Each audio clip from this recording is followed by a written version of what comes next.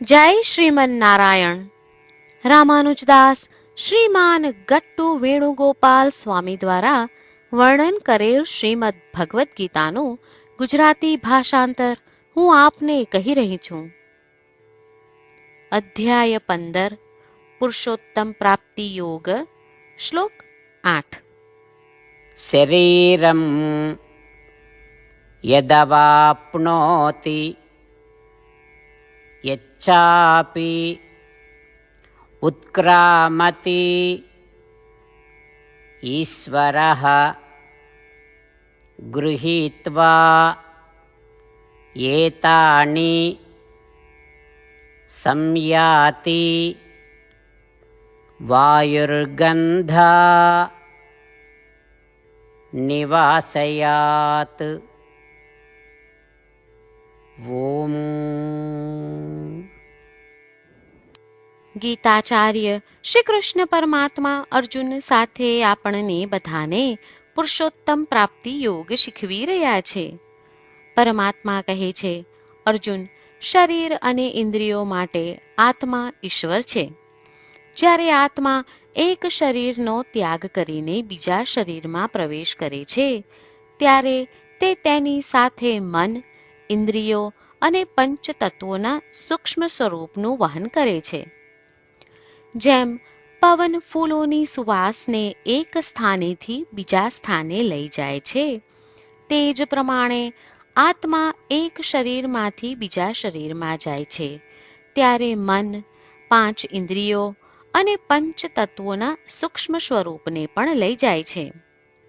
આ પ્રમાણે શ્રી કૃષ્ણ પરમાત્મા સમજાવી રહ્યા છે કે જ્યારે આપણે એક શરીરનો ત્યાગ કરીને બીજા શરીરમાં પ્રવેશ કરીએ છીએ, ત્યારે આપણે શું લઈ જઈએ છીએ? તેથી ચાલો આપણે સ્વીકારીએ કે જ્યારે આપણે એક શરીરનો ત્યાગ કરીને બીજા શરીરમાં પ્રવેશ કરીએ છીએ, ત્યારે આપણે મન, ઇન્દ્રિયો અને પંચ તત્વોના સૂક્ષ્મ સ્વરૂપને સાથે લઈ જઈએ છીએ. તેની સાથે મન, ઇન્દ્રિયો અને 5 તત્વોના સૂક્ષ્મ પાસાઓના માધ્યમ દ્વારા આપણે સંચિત કરેલા કર્મોના સંસ્કાર આપણી સાથે લઈ જઈએ છીએ. તેથી ચાલો આપણે આ શરીરમાં આપણા સર્વે સત્કર્મો શ્રીમન નારાયણની ઉપાસના રૂપે કરીએ. ચાલો આપણે આપણા જીવનનું ધ્યેય શ્રીમન નારાયણને પ્રાપ્ત કરવાનું અને આપણા જીવનનું લક્ષ્ય પુનઃ શરીર પ્રાપ્ત ન કરવાનું બનાવીએ. શ્રીમન નારાયણના દૈવી નિવાસસ્થાન સુધી પહોંચવાનો પ્રયત્ન કરતા માત્ર શ્રીમન નારાયણનું શરણ લઈ ચાલો આપણે બધા શ્રી કૃષ્ણ પરમાત્માના શબ્દોનું આ શ્લોક સ્વરૂપે પુનરાવર્તન કરીએ. શરીરમ યદવાપ્નોતિ યચ્છાપિ ઉત્ક્રામતિ ઈશ્વરઃ ગૃહીત્વા એતાનિ સંયાતિ વાયુર્ગંધા નિવાસયાત. શ્રી કૃષ્ણ પરમાત્માએ આખી ભગવદ્ ગીતાનો સાર અધ્યાય 18ના શ્લોક 65 થી 70માં 8 ઉપદેશ દ્વારા કહ્યો છે. શ્રી કૃષ્ણ કહે છે, જે મારા આ 8 ઉપદેશ અનુસરે છે તે મને પ્રિય છે. એ સર્વે ભક્તોનું હું બધી જ રીતે રક્ષણ કરીશ. શ્રી કૃષ્ણ પરમાત્મા પાસેથી આખી ભગવદ્ ગીતા સાંભળ્યા પછી અર્જુન કહે છે, કરીશ્યે વચનમ તવ. એટલે, કૃષ્ણ, હું તમારી આજ્ઞાનું પાલન કરીશ. તમે કહો છો એમ કરીશ. અને આથી જ શ્રી કૃષ્ણએ દરેક પ્રકારના યશ અને વિજય અર્જુનને આપ્યા છે. તો ચાલો આપણે પણ પરમાત્માને 8 વાતો પાળવાનું વચન આપીએ. પરમાત્માને આપેલા વચનથી મોટી કોઈ પૂજા, તપ કે યજ્ઞ નથી. 8 પ્રતિજ્ઞાઓ જે આપણે લેવી જોઈએ તે હું હવે કહું છું. આપ સૌ પણ એનો મન અને હૃદયથી વિચાર કરો. આ રીતે શ્રી કૃષ્ણને વચન આપતી વખતે આપણે સૌ શ્રી કૃષ્ણની હસતી મુખમુદ્રાનો મનમાં વિચાર કરીએ અને પરમ આનંદનો અનુભવ કરીએ. જય શ્રીમન નારાયણ. આપણા 8 વચનો આ પ્રમાણે છે. આપણું પહેલું વચન: હે શ્રીમન્નારાયણ, તમારા ઉપદેશ પ્રમાણે હું હંમેશા તમારું ધ્યાન અને ચિંતન કરીશ. આપણું બીજું વચન: હે શ્રીમન્નારાયણ, તમે કહ્યું છે તેમ હું સદાય તમારી ભક્ત રહીશ.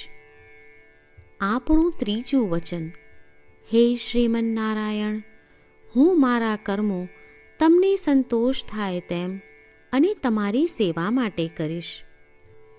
આપણું ચોથું વચન: હે શ્રીમન્નારાયણ, તમે અનુસરવા કહ્યું છે તેમ મને પૂર્ણ શ્રદ્ધા છે કે હું તમારી છું. હું સદાય મારા હાથ જોડી તમને નમસ્કાર કરીશ, તમારી ભક્તિ કરીશ. આપણું પાંચમું વચન: હે શ્રીમન્નારાયણ, હું તમારા શબ્દો યાદ કરું છું. મામેકમ શરણમ વ્રજ, તમે તમારી શરણમાં આવવા કહ્યું છે.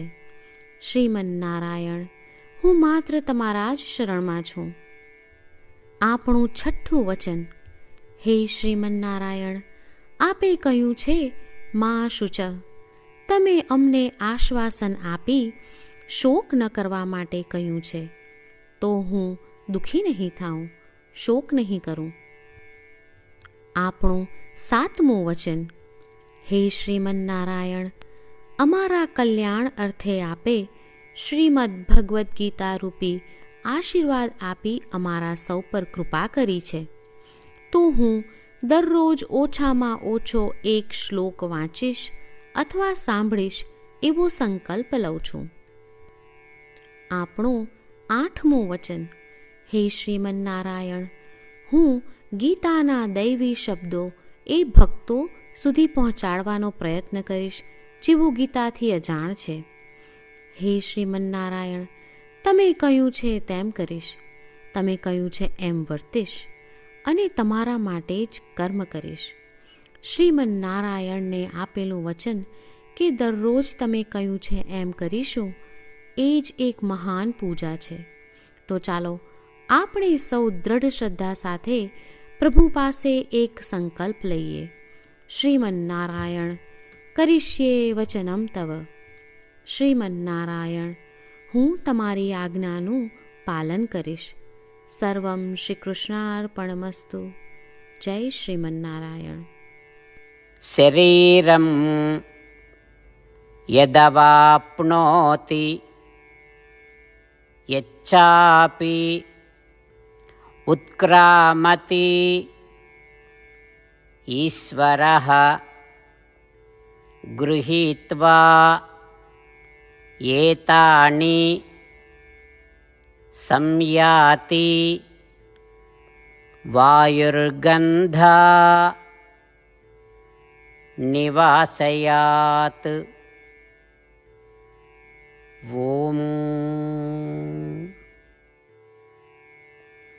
શરીરમ યદવાપ્નોતિ યચ્છાપિ ઉત્ક્રામતીશ્વરઃ ગૃહીત્વા એતાનિ સંયાતિ વાયુર્ગંધા નિવાસયાત.